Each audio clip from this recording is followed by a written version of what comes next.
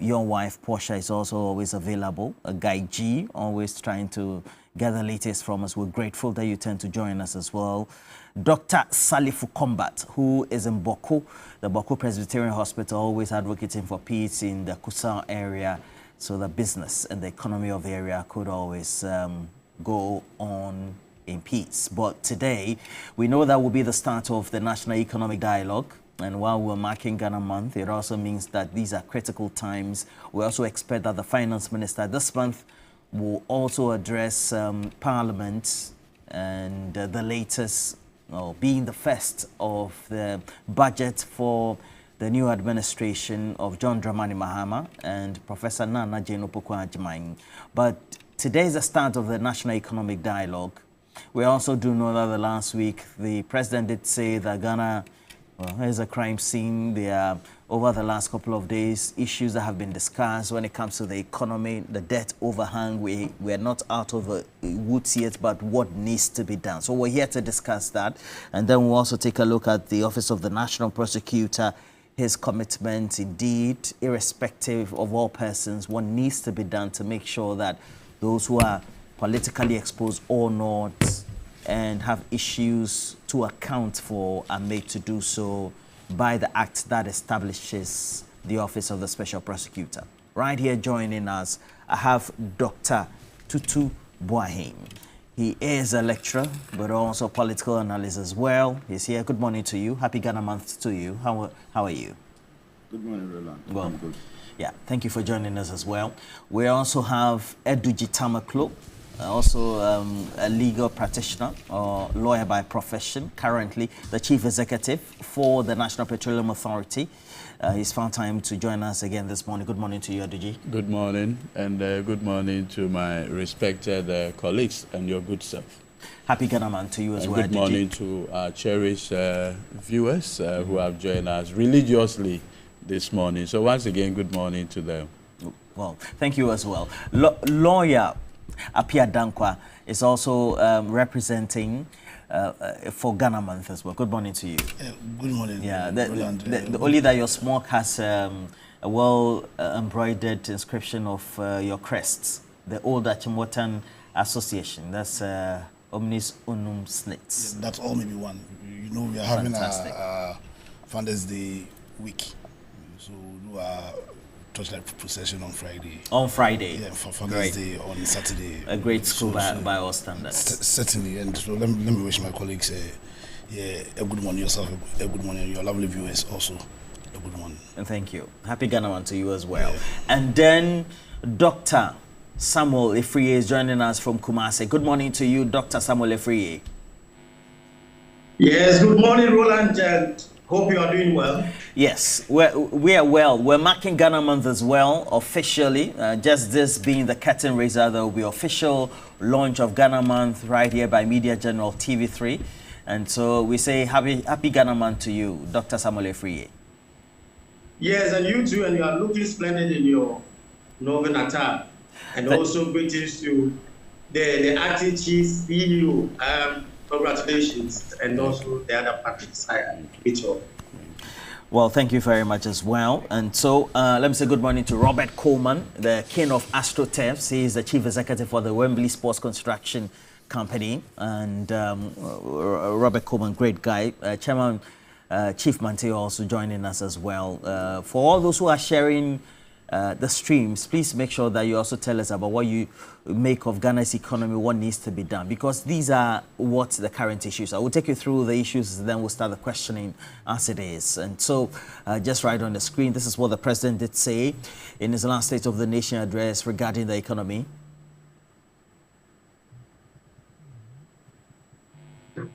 All right, and we'll take you through some statistics in the meantime, and as and when they're ready, we'll also get you up to speed with the latest. And you know that when it comes to the debt overhang over 700 billion already, we know that bondholders, for those who had or have those maturing bonds, based on the terms of restructuring paid to them, and when it comes to per capita, it's still at 30,294 Ghana cedis. That's per capita.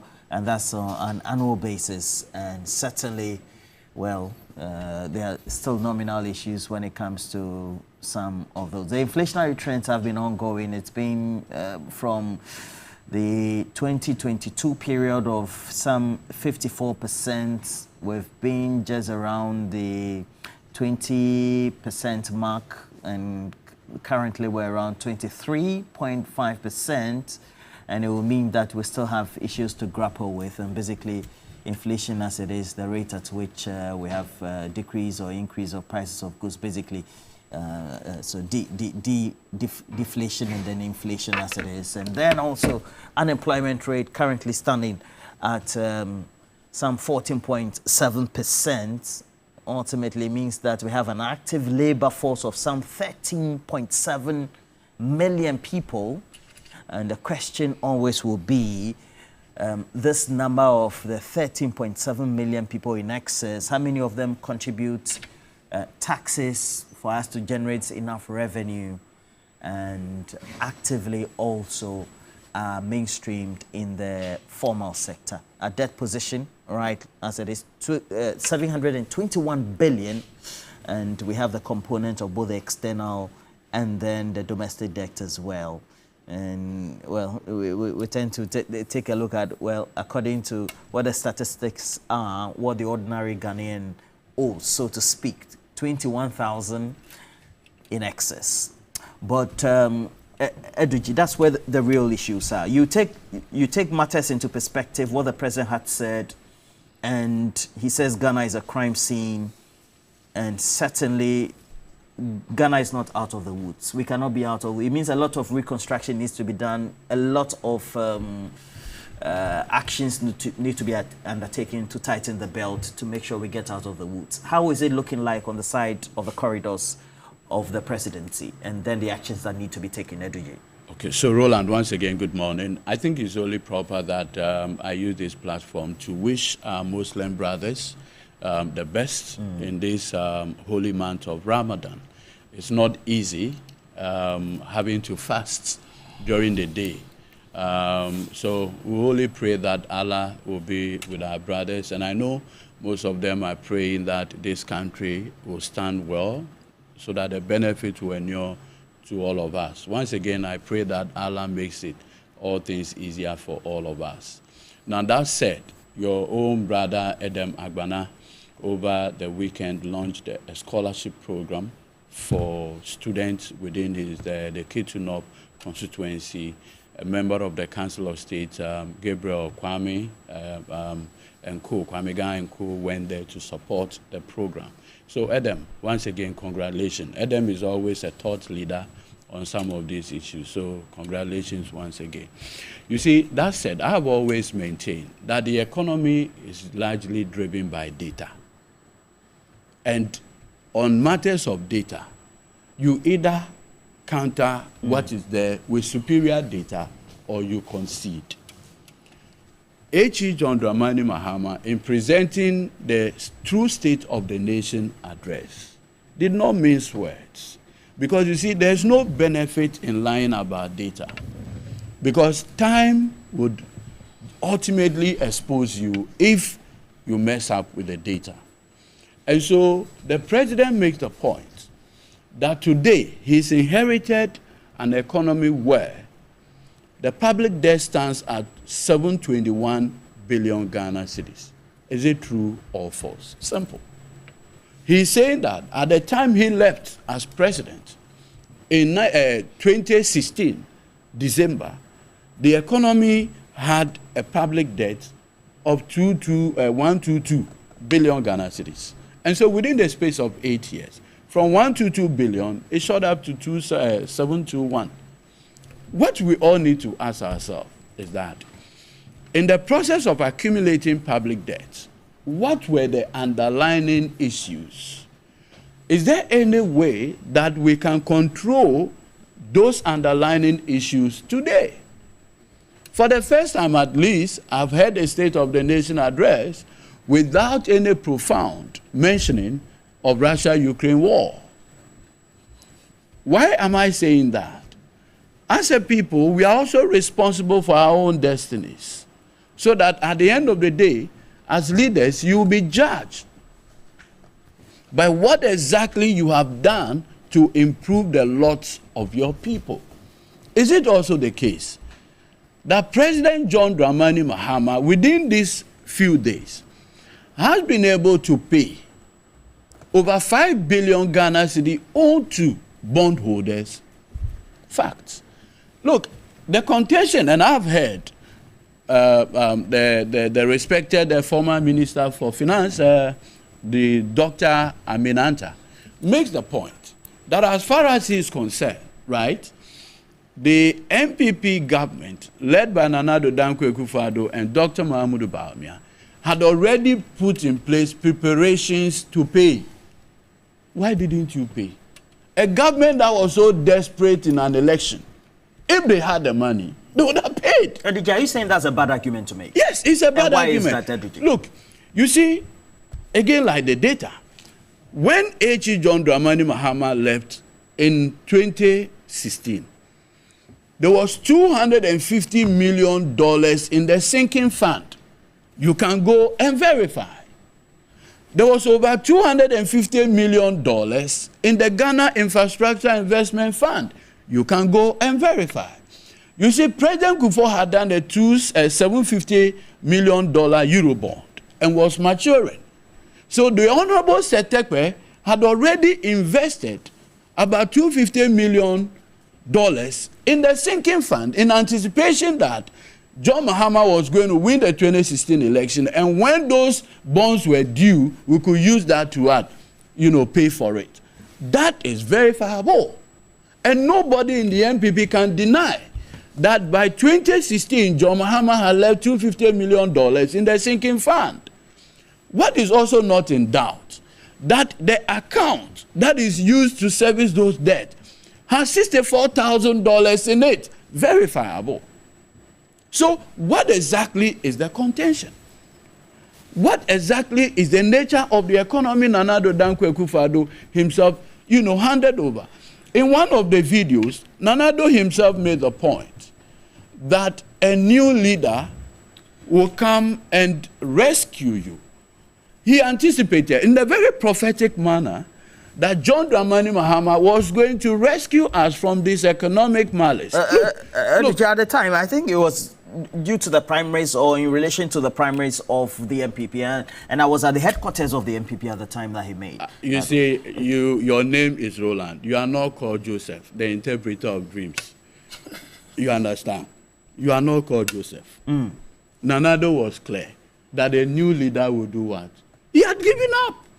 And that new leader is John Dramani Mahama. And I'm saying that, look, you see, the thing about leadership is first admitting that there is a problem and facing it head on. President John Dramani Mahama had made it clear that he was going to fix the economy just as he did with Dumso when he was president. We all admit that when the ship tore the gas pipeline, the West African gas pipeline, I remember those days, H.E. John Dramani Mahama using the word act of God, and he was taken. People ridicule him and added. But it's true. Nobody planned that the ship was going to destroy the pipeline. It happened. And as a president, he needed to take responsibility. By the time he left office, at least he had fixed Dumso. There were no timetables.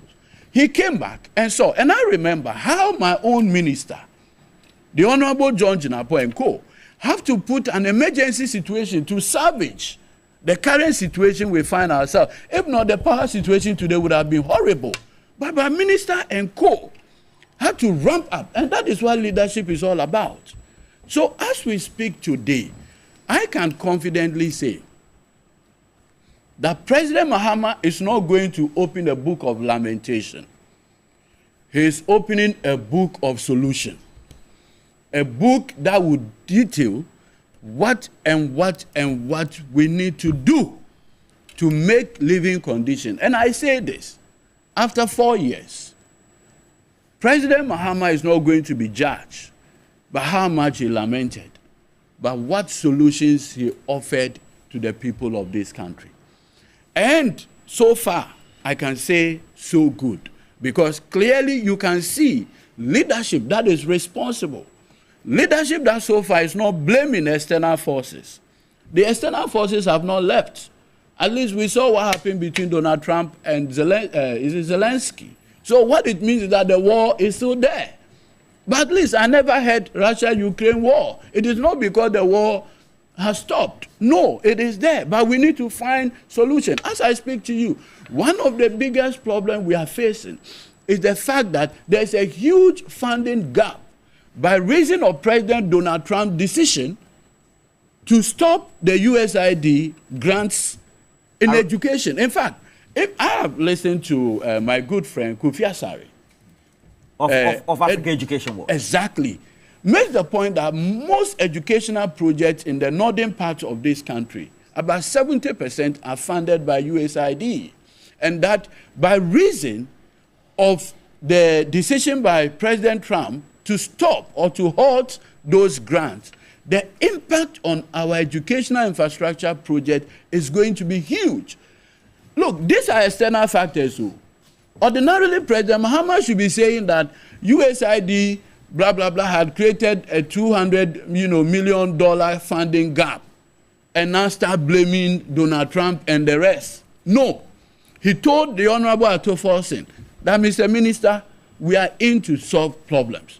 What can you do immediately to find a funding gap for that USAID, the decision to halt it? What do you do to the lack of that stream of funding not coming in? So what do you do? Another president could have said, these are external exogenous factors, and for that matter will feature prominently in the State of the Nation address. But President Mahama said, the Honorable Ato Forson, whatever you have to do to get money to close that funding gap, please do it immediately. For me, that is what leadership entails. And at this critical moment, we would say we are at the crossroad. But there's a leadership. As for Mizrim, we are not going back to Mizrim. You understand? You know Mizrim, Egypt. We are not going back. We have our focus.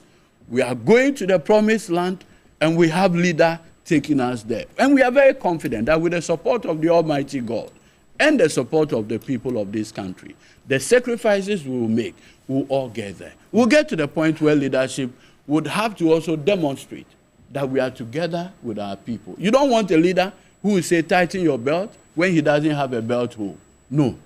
Let's go together. So what are you implying? That the president, the state of affairs, and the way the coffers are being managed is in such a way that there is austerity? Yes. And President Mahama had made it very clear that, look, as president, I'm going to ensure that we do things right. There will be more transparency. And I'm sure we'll have the benefit of talking about the national economic dialogue that will be happening. We've just started that conversation. Yes, so we'll just zoom. Dr. Samuel Efree, from you and where you are, how important is a national economic dialogue?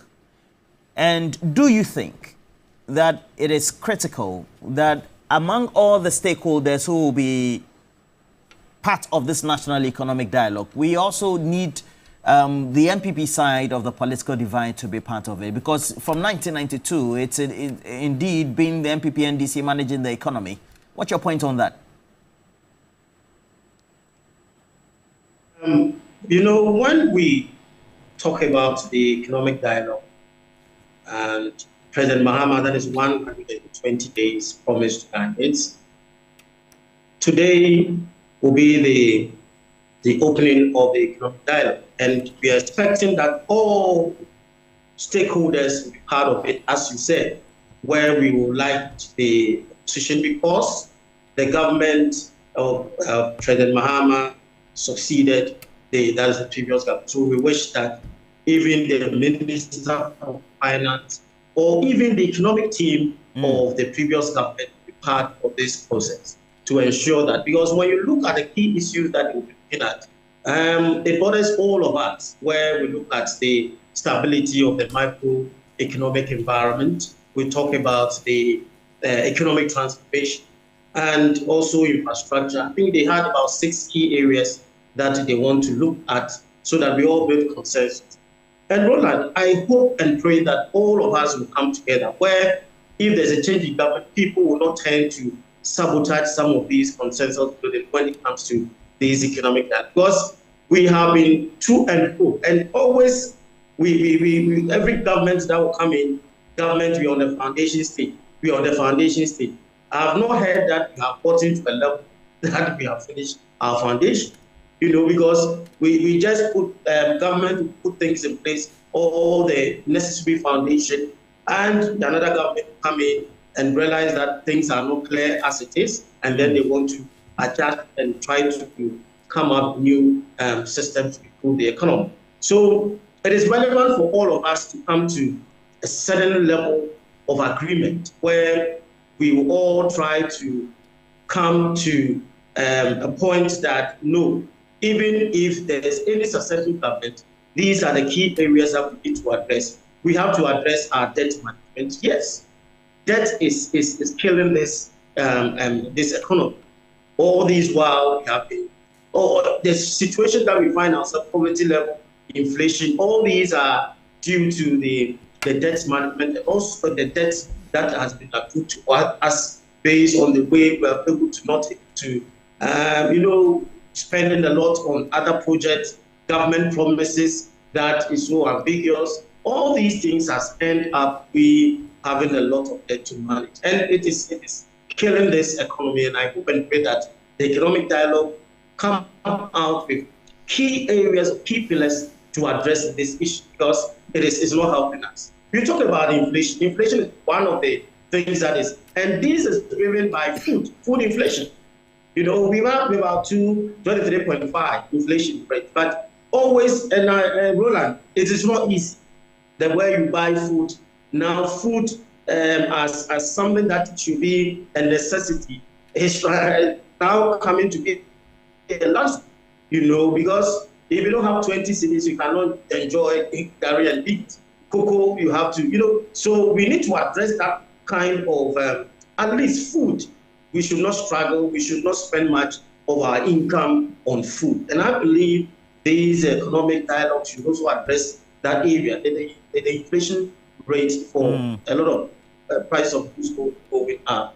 And okay, before you come in, yes, I want us to look at these kind of the cocoa and also the energy sector. It's also one of the key areas. And we need the economy, that is the economic dialogue, to address these two sectors critically, the energy sector and the cocoa sector, because any agenda of the current government will not succeed without having energy. And I think I have to commend the energy minister. I think he's not talking, but action-oriented and working hard. And I think that is very good of him. And the cocoa sector we need, because that Galamsey has contributed to some of these cocoa not able to achieve our target. We need pragmatic steps towards cocoa and the energy sector so that we can expand our economy to remove all these kind of stress. Dr. Frey, let me ask you this. If consistently over time, and I believe over the last 2 weeks, you hear the former finance minister who took over from Ken Ofori-Atta seem to suggest that the government of Nana Addo Dankwa Akufo-Addo, the president at the time, and Dr. Mahmoud Bawumia, the vice president, head of the management economic team, able to undertake restructuring of our debt externally, and then also the domestic debt exchange as being a good thing. How do you think that becomes a good communication message, or also reflects on how well or not that should be taken as an advantage or a disadvantage? For the former minister suggesting that the management of the debt by trying to have some debt cancellation is, that is his economic, that is minister, and you also have to ensure that all the decisions that he took was in their interest. But for some of us, we believe that this is something that should not have happened in the time for us to have these, because the promises of the previous government was a lot. And we talk about some issues because as we come to the economic dialogue, you get to know that the last part is talking about corruption, how to handle corruption. And we have these scandals and things in the previous government, and also so having debt management, these debts, we could have managed in such a way that we could have the contributing factor of the exchange rate was also one of them. So for me, I think that for him, they think that they were able to manage or be able to do something, but I think that it's not enough for all of us to believe that they were managing the debt well for some cancellation of some money, that is the external debt, where they went in to have some.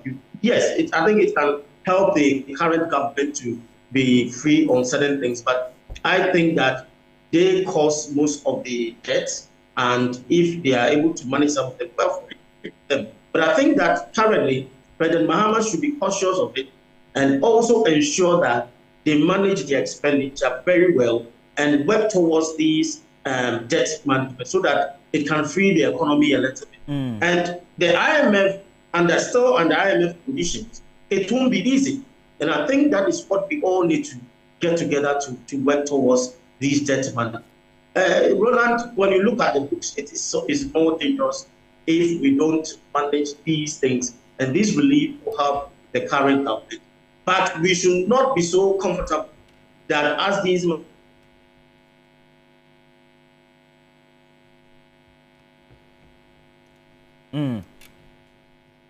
Okay, with some technical, but Lawyer Pierre Nankwa, we're here because there seems to be a narrative that is being peddled that we shouldn't know the states, what transpired before we move forward.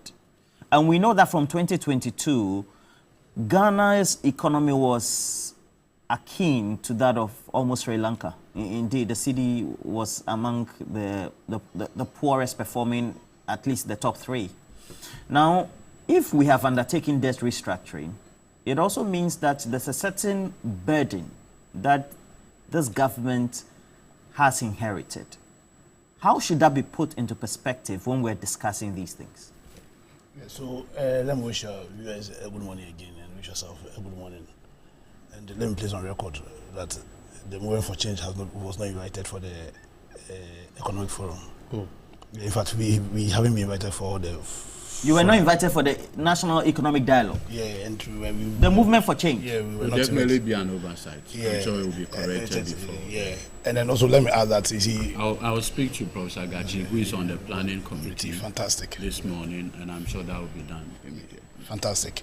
And also let me put on record is that view that Ghana has been managed by the MPP and NDC is not entirely true, because we've never given our executive power to MPP or NPP or NDC. We give our executive powers to the presidents. You understand? So that perception needs to be dealt with.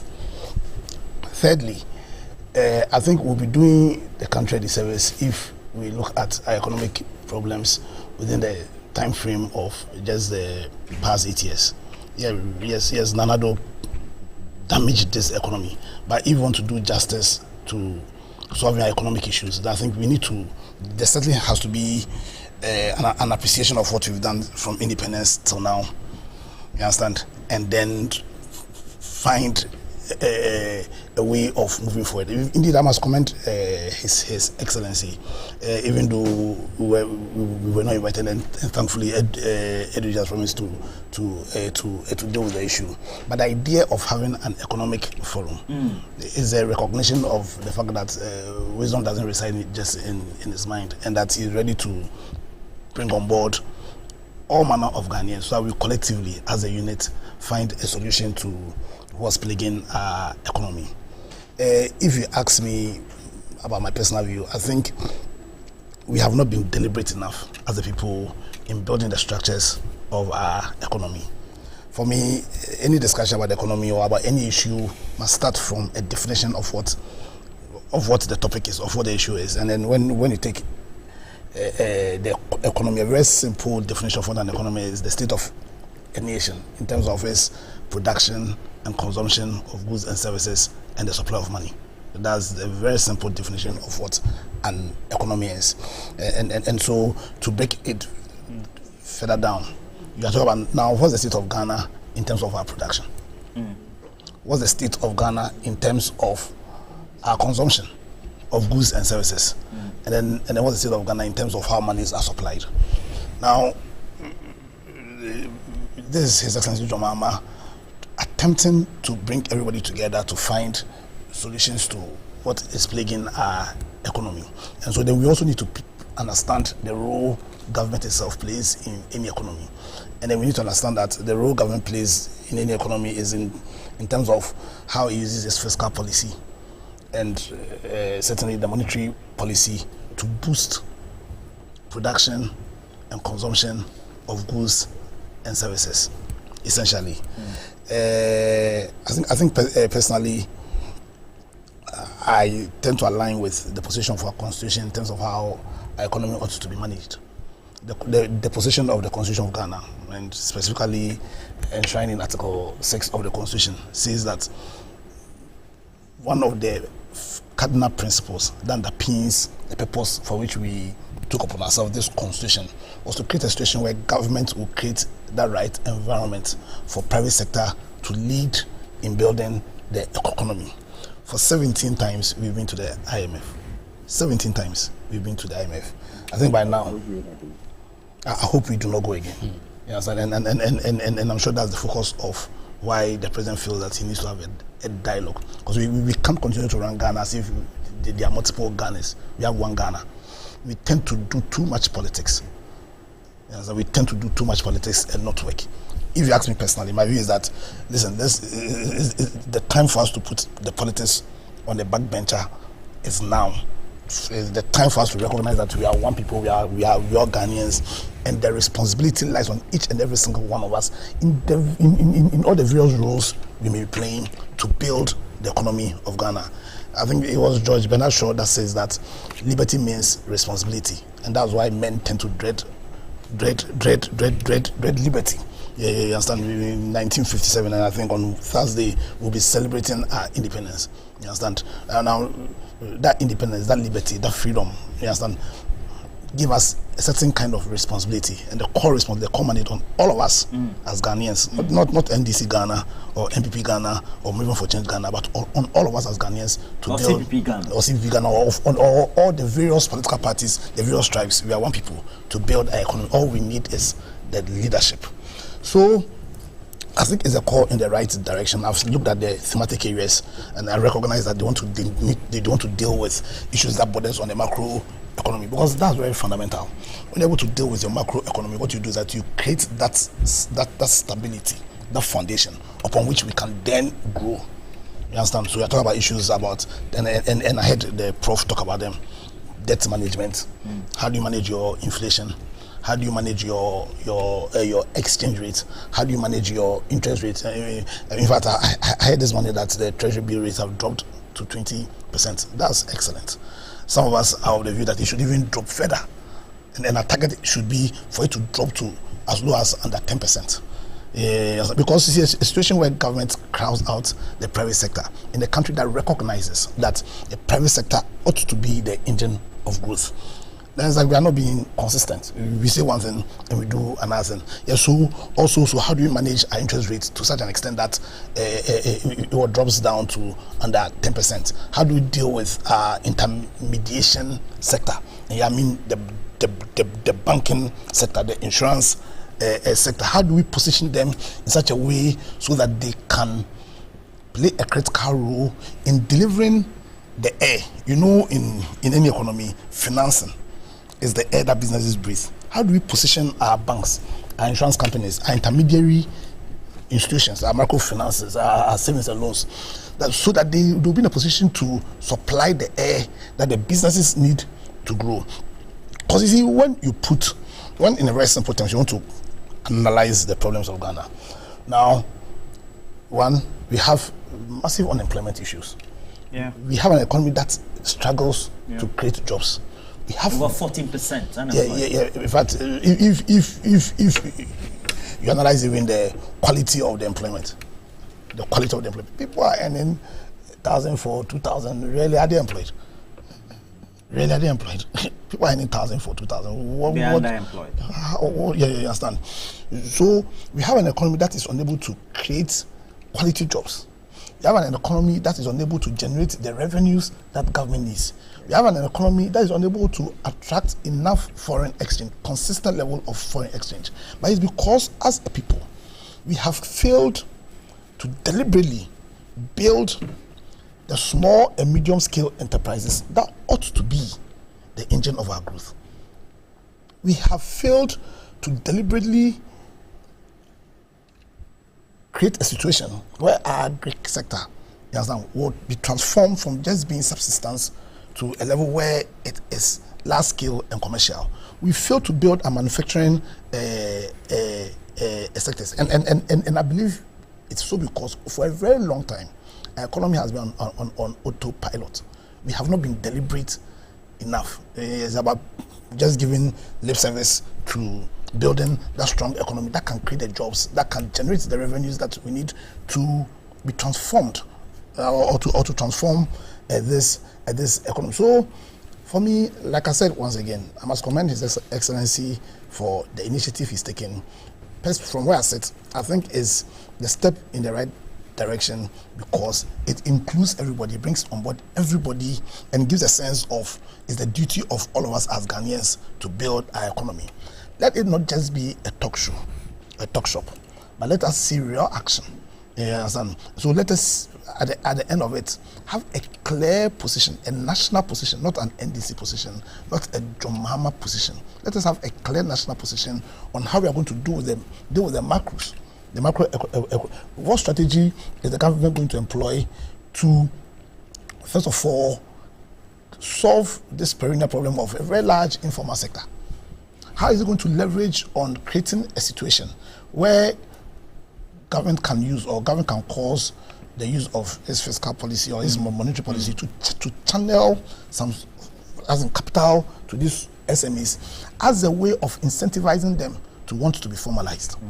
You get the picture. So yes, I think the reset agenda is on, and that reset agenda means that it's necessary that all of us, that the president finds a way of bringing, and I think he's taking the right step in bringing all of us. Not the prof was also mentioned the MPP. See, the MPP shouldn't see themselves as opposing for opposing sake. See, that the days where we do politics and our focus is to make government unpopular so that we just win power, as in must be put into the dustbin. MPP should see themselves as partners in this developmental effort. We ought to build this country, and that means that all of us, irrespective of your political affiliation, irrespective of your tribe, irrespective of the various diversities, which in my opinion really are strength, not weaknesses, depending on how we utilize them. And then all of us come on board as one people and build the structures of our economy, the infrastructure. You talk about what do you think should be the hard decisions or perhaps conversations that need to be undertaken at this forum? I mean, things that we've decided to ignore. So for me, and once again, this is my personal view, I think the biggest problem we are facing are issues that borders on commitment and lack of integrity. Because which feeds the corruption and it feeds the corruption, even feeds the fact that our economy for a very large portion has been on autopilot. Because we don't have commitment, we are unable to deliberately, and the word there is deliberately, tackle the structures of our economy that needs to be dealt with. Like I'm saying, there must be a deliberate effort to build our SMEs. There must be a deliberate effort to build the local banks. So, for instance, we are talking about reset, we are talking about building the economy, and the one critical issue which sets us back, that's how the banking sector cleanup was dealt with. We must have a conversation about that. At the national dialogue. Why is a person, somebody like a Ghanaian, like Atuesian, in prison? When when the matter went to court, they are saying that there was practically no stealing. So if the monies we claimed he stole were not stolen, why is he still what's called in prison? Because we are talking about us creating a situation where Ghanaian businessmen, Ghanaian entrepreneurs will not be scared in venturing into businesses, because Ghanaians, people in authority, you understand, will use the powers we've granted them to witch hunt Ghanaian businesses. We must have that conversation. We shouldn't be afraid to have that conversation, to compare why under one regime where there was a danger of crisis, one regime would decide that, listen, let me find a way of supporting these Ghanaian businesses to survive and thrive, and why another regime would decide that, listen, I'm going to destroy them, and then use vile propaganda, deliberate propaganda to attack Ghanaian interests. We must have that conversation. We must have a conversation why we are not using the powers that the people of Ghana grant people. And see, when you read Article 1 of our Constitution, it says clearly that we give our powers to the politicians for our benefit. So we must have a conversation why over the years people we've granted our powers to have not deliberately used those powers to build structures, to build institutions, to strengthen systems that will build Ghanaians, and that will cause the people of those Ghanaians to adhere to all our benefits. So, Roland, like I said, I want to commend the president again for at least granting that leadership, bringing on board all manner of Ghanaians for a conversation to be had. We must have the courage and tackle the issues that are setting us back. And I said, on top of those issues issues that also put us on integrity and on commitment. Okay. You understand? Once we do that, then I think the process would have begun to grant us true independence. Because as things stands now, would you say that we are truly independent? Okay. Dr. Boahi, there are key issues that we need to confront, and we've decided to let that slide.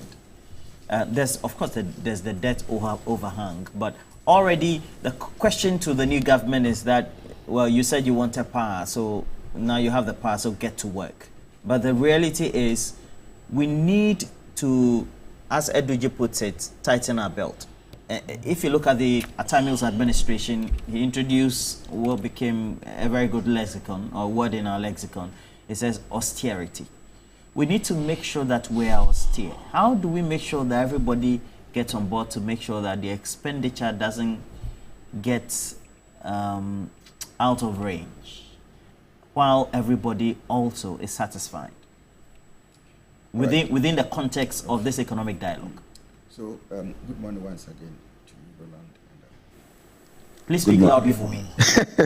Good morning to you once again, Roland, and good morning to lawyer and the two lawyers. Yeah, thank you. And congrats, Honorable, Thank you. for Thank you. The appointment. Thank you. My greetings also to my colleague on the internet. I think that let me start by actually explaining or defining what national economic dialogue actually is. And if possible, probably pick my arguments from there. I believe that it is a platform meant to bring expert minds, across the country and from all sectors of our economy together, to appreciate the economic challenges that are undermining our development as a country, and also profess solutions, based on agreed framework, to fit the economic purpose and direction of this country. Now, the rationale behind my conceptualization of this economic dialogue is not basically, based on partisan issues, but coming from a realistic national point of view. And I want to state emphatically that this dialogue, is very much important to us as a country, But then the key issue here is probably understanding, the underlying challenges that we face as a country and the approach that we are going to develop, to solve the problem. Basically, we know that unemployment is a key issue confronting this country. Now, I was just checking about the population of Ghana as a country. Now, when you check the 2023 statistics about Ghana's population, about 33.79 million, people in Ghana now, as at 2023. Now, if you look at the percentage of unemployment, that is the 14%, even if we are assuming that we have 33.8 million or something. In fact, I also checked the Worldometer statistics as at today, and what it is telling me is that Ghana's population as at today is 34.8 million. Now, if you check and we work the percentages, you see that Ghana is between 4.7 and 4.8 million unemployed people. Now, that is huge, isn't it? Now, we actually need to get some of these people at least half or even 3/4 jobs going forward. And meaningful jobs. Yes, meaningful, decent, let me say decent jobs. Now, if we are able to do that, what is going to be the economic implication of these people getting jobs on our economy? And I think we all agree that it will be very important, and this crop of people are going to actually contribute hugely, to the tax, bracket of this country. And so it is very important that the president elected, has come up with this economic dialogue. I think that to answer your question first, I think that one of the key things that the dialogue should be, or the meeting should be able to tackle and develop a framework to solve it, is that issue of unemployment. Now, if we are able to develop a long-term, strategic plan, after this meeting, to be able to solve this unemployment problem, then it is going to be very good for our growth as a country. But the question is, what goes into such a framework? I think that we all agree, from Lawyer Eduji to Lawyer Pierre Dankwa, we all agree to the fact that, as a country, we've not had that deliberate, policy or an attempt, that kind of commitment by past presidents, to be able to industrialize our economy. And that is one thing that is actually causing some kind of threat to our growth as a country. And so, basically, how do we connect the dots to ensure that, industrialization, becomes, an important touch point for this particular government to tackle, and probably subsequent governments that will come. It is good that we mention the industrialization drive that Dr. Nkrumah actually started this country with, right? Going forward at a point in time, we lost the foundation in industrialization. And for a long time, Ghana's, even, how do we call it? The silos that Nkrumah built, which was meant to keep cereals, raw materials, and stuff, were all going off. Beyond that, some houses which were meant to as warehouses were sold out. Factories had gone. We can't see the Bolgatanga meat factory again. The Wenchi tomato factory is gone. Dabuaso, all these factories are gone. And so we were expecting that, the one district, one factory, project was going to fill that gap. In as much as the past government did what they did, you know, probably to the best of their commitment and to the best of their strength, you know, they are gone. And so based on the campaign narrative of the 24-hour economy and others, we are expecting as a country that industrialization will be a driving force for this particular government and its sources when it comes to, you know, pushing this country to its, you know, best foot. As the president has said, that he, John Dramani Mahama, His Excellency, is going to ensure that he puts this country on a sound economic footing. That one is a bold pronouncement, all right? You may want to commend him for what he did. But the caution is that President Akufo-Addo said same. I don't understand. President Akufo-Addo made such pronounced or profound statements indicating that he was going to ensure that this country, you know, fits into the global, you know, space of development. Aid and all exactly. One district, one factory, and all that. Okay. At this point, we cannot talk about the failures of the past president and the successes of the past government.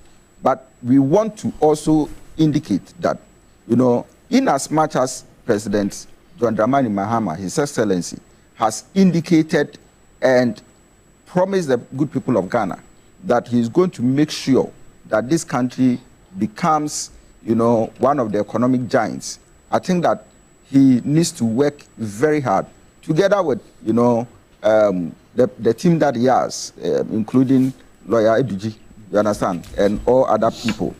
Now, I want to believe, I mean, Lawyer Pierre Dankwa was talking about issues regarding the banks, isn't it? Yeah. Yes. Now, simple economics 101 will tell you that everything is connected to everything. Yep.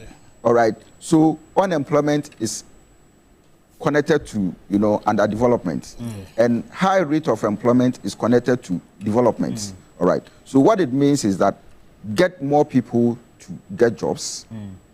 Obviously, disposable income will be high. What it means is that people can save more. Banks can have monies that does not have immediate use, and they can channel it to, you know, entrepreneurs, SMEs, and other, you know, people who would drive the economy. Obviously, check the United States economy, and you see that SMEs constitute over 70%. Yeah. You know, they are the bedrock of the. You understand? Because consumer spending is one big driver of the American economy. Exactly. Yeah. So, in Ghana now, even if you are going to take a loan to start your own business, my brother, it's not easy. I am a Kantamanto person. All right. I don't understand. I do business in Kantamanto. You buy your clothes in Kantamanto, or you sell? I sell foods in Kantamanto. You see, and so when even you are going for a loan, you know, to boost your business, the interest rate is not something that you can easily manage. All right, and looking at the risk associated with it, that particular market, you realize that you cannot go in for huge sums of money. Meanwhile, if you have that money and you are importing, I mean, it will serve very well. You are likely to employ a lot of people. Fish farming has become a very big business, and I understand that the Chinese came to, you know, learn from us after our independence when Dr. Kwame Nkrumah actually, you know, created the how do you call it, Akosomo Dam. You know, what has happened afterwards? We couldn't leverage on it, and now the Chinese are using it as the basis for their economic development. Fish farming. All right. Now, what has happened is that it is because we are not supportive. And so President Mahama should think of how he can be supportive to SMEs, how he can support farmers, how he can support young people in this country. You know, I am a lecturer in entrepreneurship as well. And for the past 10 years, I've been lecturing in entrepreneurship. All right. And as part of my course, as part of my teaching, this is what I do. I do practical entrepreneurship, you know, forum, where I give you, you know, how do you call it, a project assignment that will run throughout the whole semester. And scores are attached to it.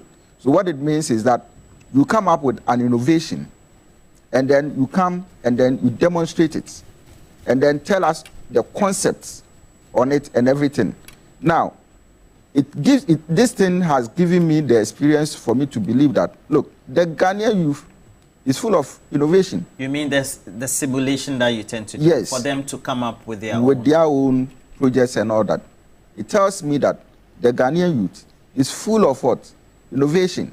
And when supported and given the chance, I mean, I think that the Ghanaian youth will do very well.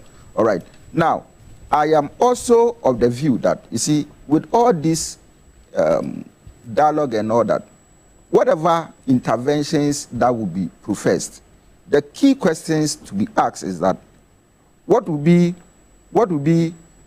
happen after the meeting? Roland, we may plan well, but planning may be on paper. Planning is not a reality. Planning is not an implementation. So after this meeting, what happens? Are we going to come up with a framework that people are going to manage to ensure that whatever we got out of this dialogue is going to benefit the country? Again, is it going to be political as usual, to decorate something and present it to us, that when we came with this, we did the economic forum, okay, and people made suggestions. The issue again is about implementation. So the money that is going to be invested in this economic dialogue should not go waste. It shouldn't go waste. It should benefit us. So what it means is that, or what I'm trying to suggest is that, once people move in there and speak and make suggestions, provide solutions, there should be a team that would carry this thing to the next level. To the next level. Exactly. Now, again, bringing my discussion to a somehow end. Let me. So you are wrapping up? Yes, I'm wrapping up. Roland, Honorable Eduji, continuity, as far as this project is concerned, is very important. Now, when you trace the history of Economic Forum, it actually was a discussion between the US and China. Within a year, they had conducted five of such meetings, and that brought that kind of leverage that they wanted. Now, for me, it shouldn't be a one-off thing within 4 years or within 8 years. I think that every year, every 6 months, you know, we should take a very good analysis of the first, the second, the third, understand where we are coming from and where we've gotten to. And then if there are places that we need to iron, we do that. Okay. And not to leave this to the shelves for it to gather, you know, dust. Okay. It looks like the responsibility on the John Mahama, Nana Jane Opoku-Agyeman government is huge. How do we intend carrying this forward so that the expectations don't become too high, knowing that there are liabilities, and so we need to take it step by step, just in 3 minutes, so that we can. So you see, I recall during the campaign, President Mahama made a very profound statement. He said, look, the politics where you come and you say, I am abandoning projects commenced by my predecessor and start entirely new one. That kind of politics, we must bring an end to that politics. How do you mean? Because you see, at the end of the day, it is the taxpayers' money. And always remember that once you delay the project, the cost goes higher than previously anticipated.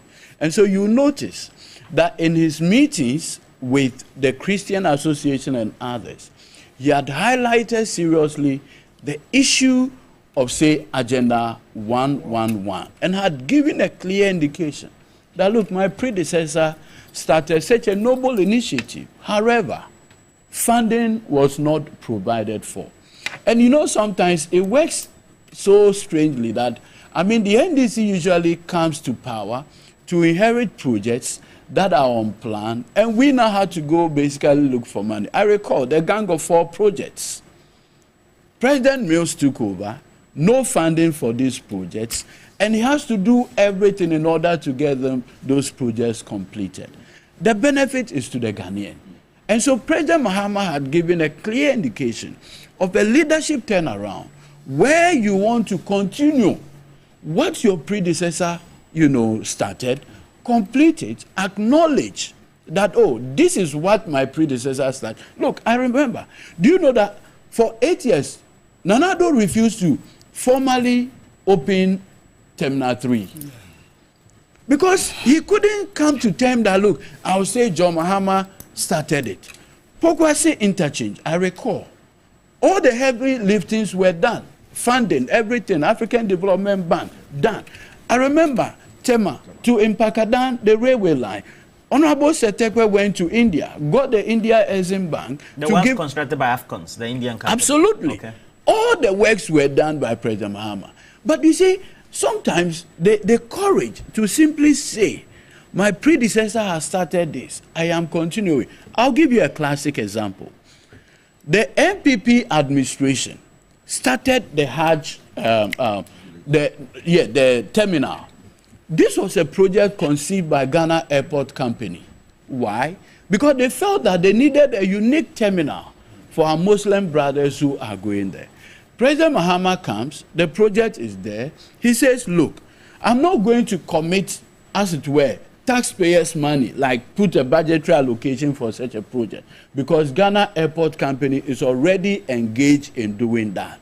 And so I will ensure the continuity and completion of the project to ensure that our Muslim brothers, whenever they are going, and remember, because Ghana Airport Company is doing it, they'll put a fee to it when you use that terminal, which has the capacity to repay. So it means it sits on the books of Ghana Airport Company. Just like the way Terminal 3 also sits on. Okay. You understand? So that at the end, if it's $5 they pay anytime they are going, or so it's $2. not direct money from the consolidated? No, not direct money from the consolidated fund. Okay. You understand? That's why the explanation is that it's not the taxpayers' fund. Exactly. Okay. Because it sits on the books of Ghana but the Ghana Airports Company, it's a Ghanaian company. It's a limited liability company, although it is 100% held by the government of Ghana. At the end of the day, so I am just talking that globally, one of the things that we should never forget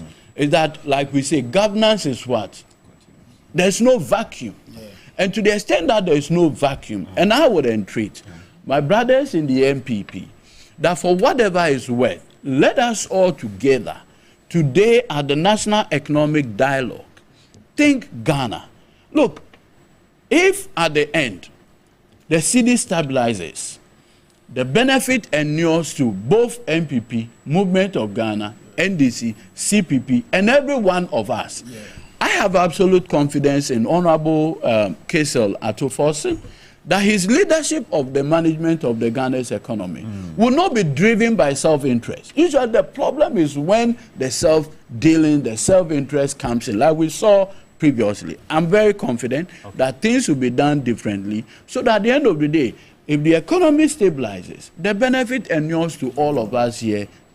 And that, for me, is my prayer as we all move. So the MPP, CPP, everyone, including my brother here, all of us. No, you have to remind them. So no. In fact, I've sent a WhatsApp message immediately. Okay. Yeah, I've sent a WhatsApp message to a member of the planning committee that they should formally send an invite to them, so that you see, like the word is, National Economic Dialogue, so that it will reflect, like Senchi, was it Senchi? Senchi. So that we will all together bring this economy back. Dr. Samuel Efriye, if we continue from where Eduji left off, he says government is a continuum. And so it means that policies well intended from the previous administration need to be continued, irrespective of whether they were well managed or not, etc. Once they're good for the country.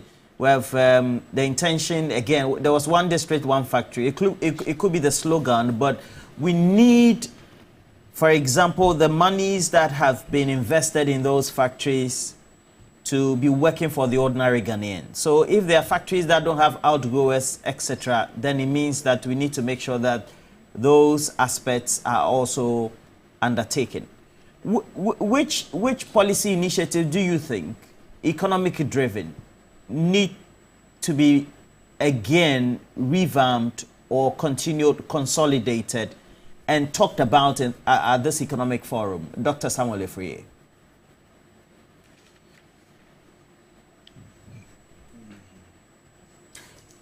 Okay. Which ones need to? Let me pose that question to you. Oh, certainly, the 1D1F is should be looked at because one of the issues I personally had with the 1D1F was the clear lack of commitment. Okay, so Dr. Samuel Efriye is back. Sorry, we keep losing you on the internet stream, but no problem. So I asked the question: which policy initiatives directly linked to the economy, its growth, etc., of the previous government that needs to be continued? Because this one is flowing from what Eduje himself just said, that governance is a continuum, and it's very important that it's undertaken.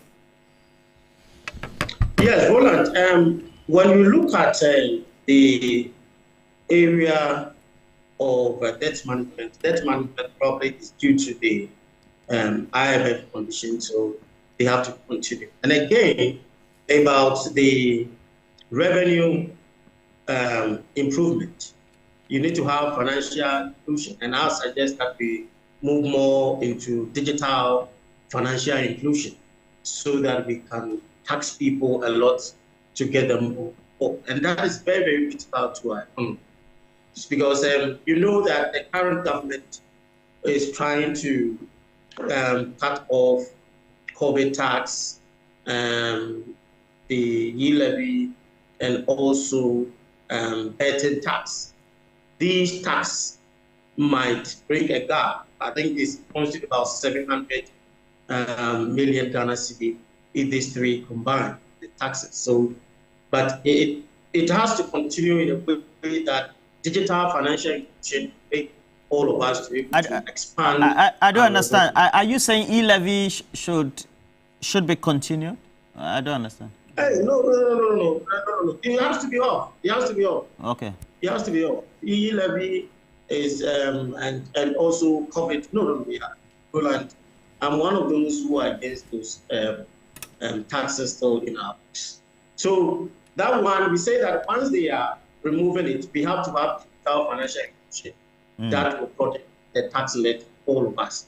Because if we are not cautious of our revenue generation, it will create a lot of gap for all of us. And I think all what my seniors have said, I think we are not focusing on that rate, which is one of the key areas that change the face of the economy. If we concentrate a lot on that area, because we spend a lot of, I think, $2 billion annually to import rice, vegetable oil, of, and So if we, and when you look at Brazil and Thailand, they are able to manage their agriculture in such a way that they don't now depend on foreign inflows to support their economy. And you know that we have more than 52% of our labor force in that sector. So I think that the economic dialogue should focus much more on our agri sector. And I think President Mahama has also said about these poultry products that we are importing $300 million annually into the country. We need to concentrate a lot so that we encourage the young ones to. There should be a lot of facilities. There should be packages of capacity for people to be able to enter into the agri sector so easily, so that we expand our. And that one will handle our food inflation. It will solve that food inflation seriously, so that we can have good inflationary rate for us to handle this. Okay. It's very, very critical that we need to merge some of these areas as well.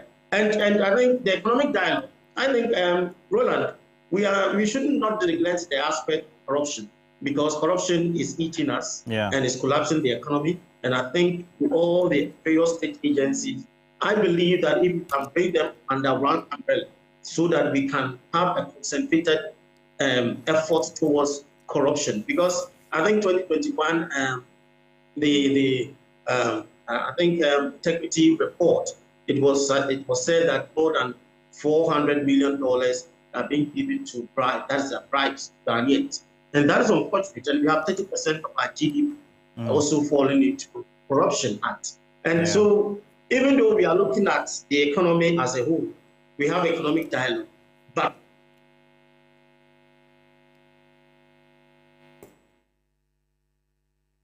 Dr. Friye, well, we seem to have him off.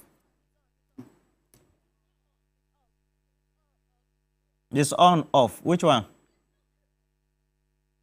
Dr. Friye? Okay, so he's off. Now, somebody said in Kukon Kitikiti program alone, with 55,000 households, if it's rolled out, if you look at the $200 million spent on poultry products and others, that alone can be a game changer. Yeah. Look, Dr. Kofi Asare sent a guy who does poultry, sent to households, 800 Ghana cedis. And I'm saying that such a thing, if you do, and we are all using that, at the end of the day, we will not have to go and import. And I say this, the more you bring $200 million worth of poultry product, you have created $200 million worth of job outside. If you are bringing over $2 billion worth of food, you have created $2 billion worth of job outside. So we can, together, without mocking such initiatives, ensure that if they are rolled out properly, and like you said, let us all look at the implementation strategy, not the sloganeering, and see how, if these things are done, what they can do for our respective households. Secondary schools, X alone, for the various secondary schools, is enough to sustain our poultry industry. And that in the local the local economy is and look, you know, when we're growing up in the secondary schools, we have parents who were supplying food items to secondary school, and that itself created its own local economy. Okay, let me add you wanted to, because it's 10. It's 10. You know, these are lawyers, so they'll be complaining. Because one of the questions I wanted to put to you, because in the run up to the election, we had the compilation and literature review that was done by the Ghana Trade Advocacy Network, and we use that a lot in terms of the importation. So tin tomatoes, $1 billion, $800 million for rice, $300 million for rice, etc. So in the context of discussing this, how do we make sure that when we say there's supposed to be action for some of these products, everyone, just like the way what they call in Kukok, just because it was part of the sloganeering in the campaign, everybody takes part. The credit of the facilities go to the right people, because it has to be discussed at this forum. And for me, it comes back to my alluding to the fact that, in my opinion, commitment and integrity are one of the most fundamental issues that we are plagued with. Because the last regime mentioned 1D1F. In terms of the idea, in terms of the concept, excellent. What was government's commitment to really ensuring that the 1D1F was a success, as in where government places just about 400 million Ghana cedis there and over 5 billion in a users program like NAPCO. You understand? So government clearly has to be committed, and in that regard I agree with my prof here, where it says that there must be a clear framework and government must show clear commitments to the implementation of those frameworks, and that's why it's a very holistic. So you look at your intermediation, you look at how you use your fiscal policy, you look at deliberately building what's called the small and medium scale enterprises, and that program planting for food and jobs. As in the idea, excellent. The problem there again was what? Lack of commitment. Implementation. Not implementation. Lack of commitment. Not about implementation. It's part of the implementation. No, but it's commitment. So you have a situation where government sees these programs as just. It's not the one that was managed by Alan Chairman-Ting. No, Dr. Friye. But you see, for me, the planting for food and jobs was Dr. Friye. Yeah. Okay. But you see, at the end is the president, because the ministers are just your agents. You understand? The ministers are just your agents. So you, the president, when you said you want to do plan for food and jobs, how committed are you to that program? Or it was just a political campaign promise, and so because it's just a political campaign promise, you do something to represent something. No commitment.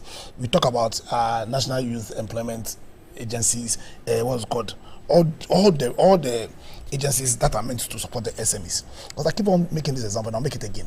That after the Second World War, after America had gone through, and Western Europe, or Europe, they were going through the Great Depression, the Second World War, about 15 to 16 years of economic destruction.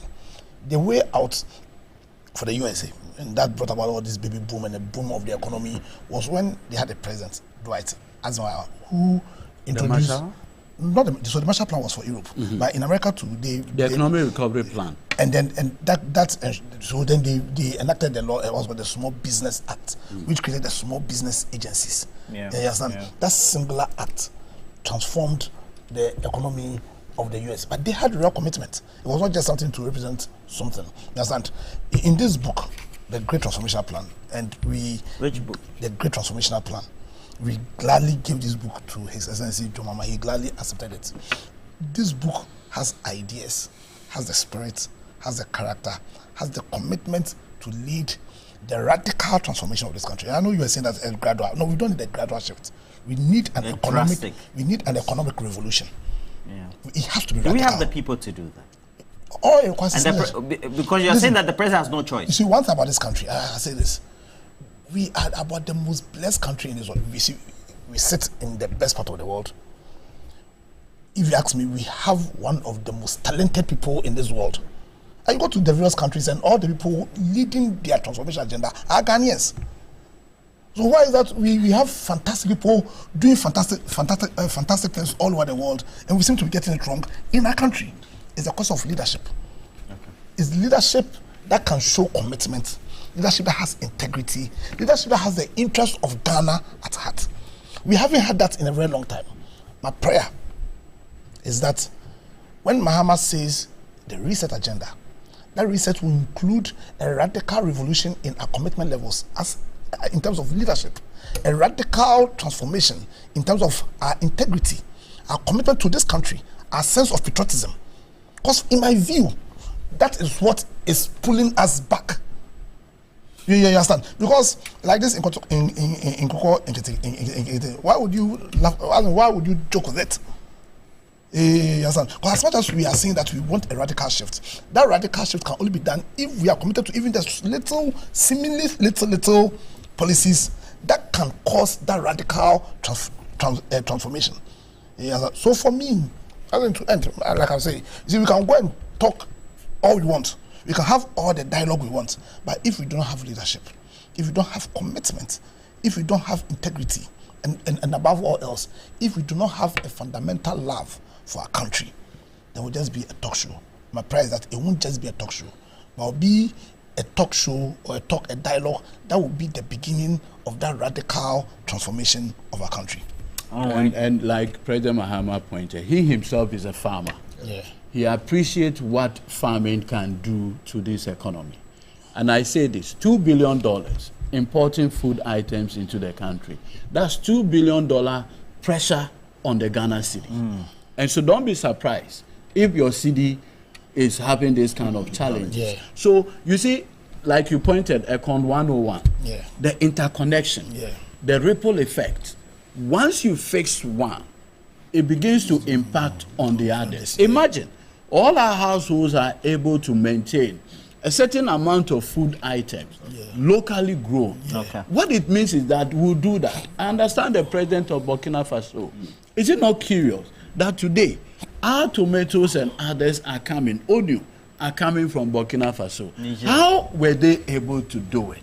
To the extent that we are not able to do that, my prayer, and which is my hope, is that President Mahama has a legacy mandate and he wants to leave something transformative, at least something that structurally changes the economy. Operation Feed Yourself remains one of the greatest agricultural achievements by President Achampong.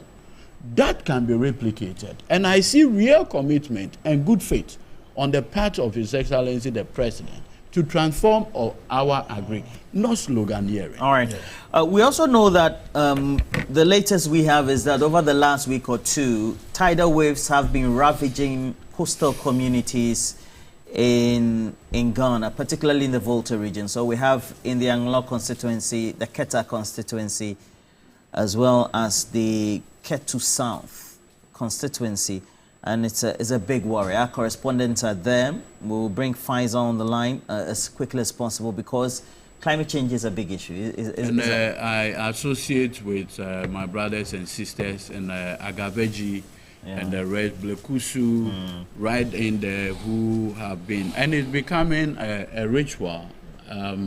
Unfortunately, God gave us the sea, and at the same time, it has become a big problem for us. So again, a prayer to His Excellency the President that the minister in charge of works and housing will do a quick dash to the place to assure our people that government will not renege and government will ensure that their problems are solved. You know, these are my people, so it gets to me directly on some of these matters. Dr. Tutubuahin, there are key issues. You know, in other areas, the coastal, of course, climate change is a big issue, but you take some of the countries in the Middle East and how they tend to take advantage of the disadvantages they have to improve their ecosystem, their environment. You keep wondering, couldn't we have done better with our coast? Because the more the sea eats into the land, it also means that we tend to lose great resource. Yes, obviously, and I think that for years, Keta has been, a source of worry. I remember dating back to President Kufuor's time, there were serious issues in there where the sea actually swept an entire village. Some initiatives were taken then. Some relocation, trying to put together some. Yeah. But I keep asking that why is it becoming perennial? Almost every year, Keta has never had its peace. But Keta is a lovely place. I grew up in Aflao, and so I know. You? Yes.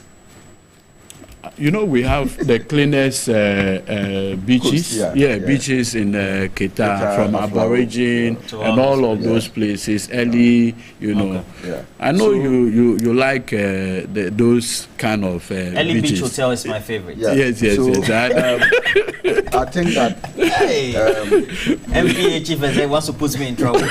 we actually need a permanent solution, to the Keta issue.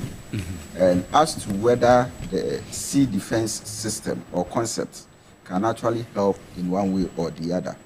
Beyond that, don't we equally have engineers who could probably go study the issue and then see how, they can deal with the effect of climate change, on the people of Keta and its surrounding villages. I think that we have earlier on we were talking about the human resource that we have in this country. I can tell you for a fact, that Ghana is not a country that is challenged or a country that lacks, experts. All right, we have them in abundance, except that we are actually not using them in the very sectors that their expertise are needed. And I think that it is going to be a call on the Engineers and Planners Association of Ghana, to help in this solution. I think that it will be of great help. We have experts in our universities who have studied climate change, who are experts, done their PhDs, written papers, done research in these areas, and they probably will have solutions. It is up to the government to call on all these people, to go study the issue and then come up with certain solutions that are homemade and that will not be too expensive, to finance. I equally believe that, I think that the people of Keta, equally know what the issues are. Roland, it will interest you to know that gone are the days when, decisions are taken without community engagement and involvement. All right. What it means is that when we sit in Accra as experts and we get to Keta, and we don't actually involve the people in there, to understand the climate change happening, the climate change effects in Keta, obviously we cannot use textbook knowledge to come up with such solutions. So it will have a whole stakeholder, engagement and discussions to be able to appreciate, the problem, and then also come up with solutions that are homemade, that are Ghanaian grown, that is Ketu South grown, to help the people of Keta. If it requires that probably some relocation, resettlement, should be done. It may be painful, all right, but again, we can also not sit down for the good people of Keta, for us to wake up one day to see that almost the entire coast in Keta has been taken over by the sea, and then people's lives are gone. We need to do something about this situation, and to do it very well so that it doesn't become an albatross around our necks. I mean, what has happened? Again, government, if it is not in the budget, government is going to find money elsewhere, to go and manage this problem. All right. So almost every time, you are forced to go for extra funding to do something, which is not good.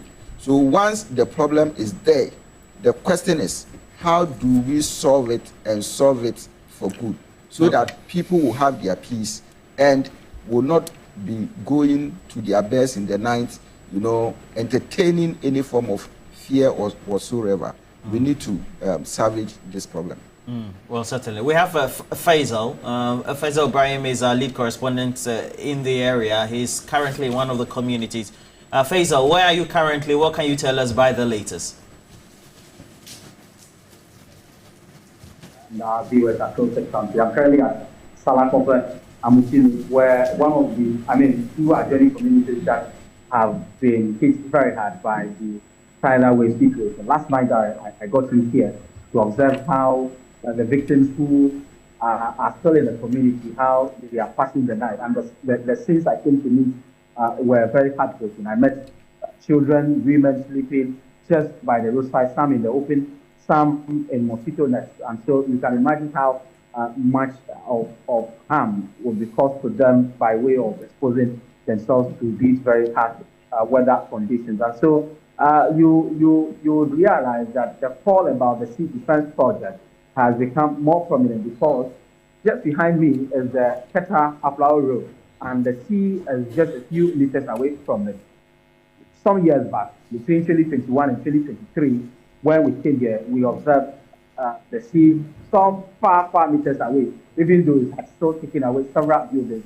At the time we were here, between 2021 and 2023, there were still buildings meters away from the road and the sea. But now the sea is threatening the road as well. And once that happens, it means that we'll be seeing the seawater across the lagoon, which is on my left here, and that is heading towards the Agbozuma side. And so the situation here is a bit terrible. As I speak to you, I'm in the basic school here, and I want you to have a feel of what is happening, how it's impacting enrollment. I have one of the teachers with me here. Let me speak to him shortly. They have been telling me earlier. Good morning. Good morning, sir. You are live on TV3. You were telling me earlier about how the situation is impacting enrollment. Tell me about that. Sure. The waves has impacted the attendance of the students here, and then this has led to some students not coming to school just because their homes have been washed away, and then they have traveled to neighboring towns to go and stay with their relations. So I think we are pleading with the government to come to our aid to be able to. Now, it is past 9 a.m.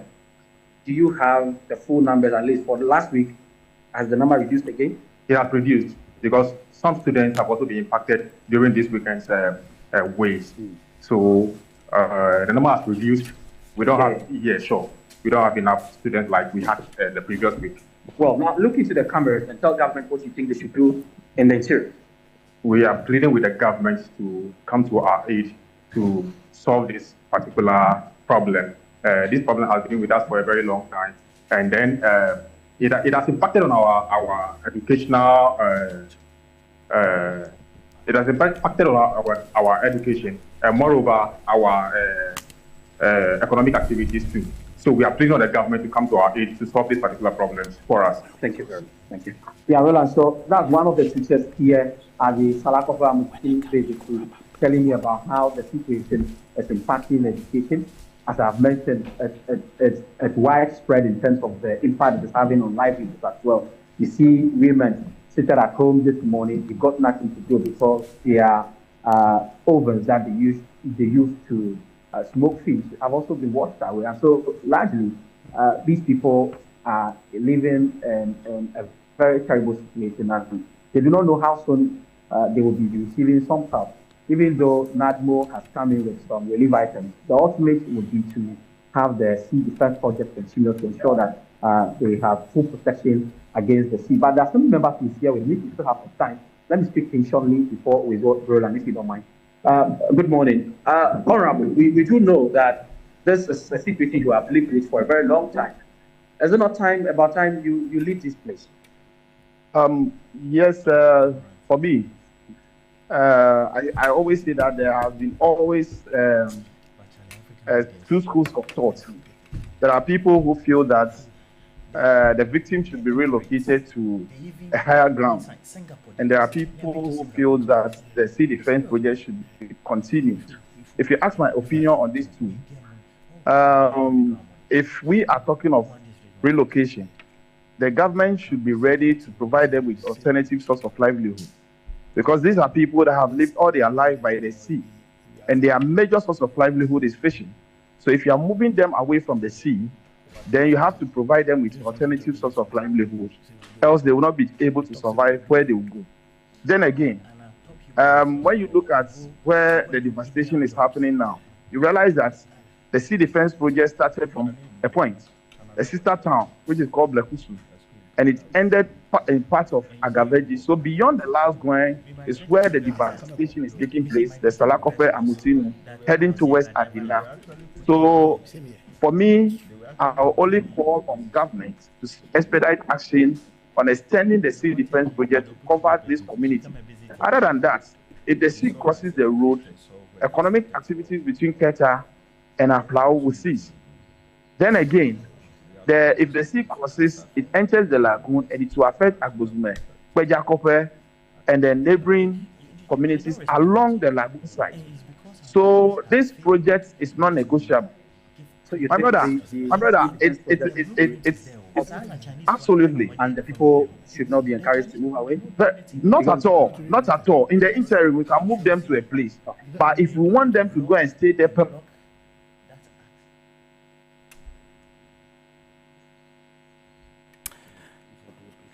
Well, Faisal there, but we have to bring a wrap-up comment. And then throughout the rest of the morning as well as the day, we'll focus on this ravaging tidal waves in communities across those constituencies. And we're told that apart from the Anglon, the Keta, the Ketu South constituencies, it also will be coming straight away to the Adan area, Sege, and then also even to Ningo Pram, etc. But Lawyer Pierre Dankwa, perennial, and the same commentary all the time.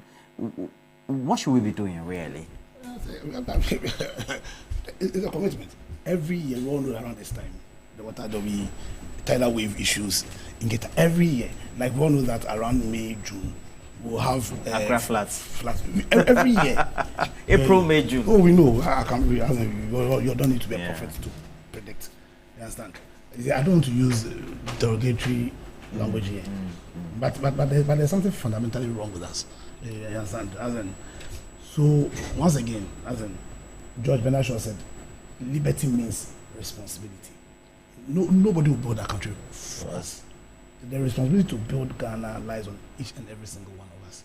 We seem to enjoy the politics, but we don't want to work it. I'll call on the new leadership that, you see, the time for politics, in my opinion, is gone. This is the time for real action.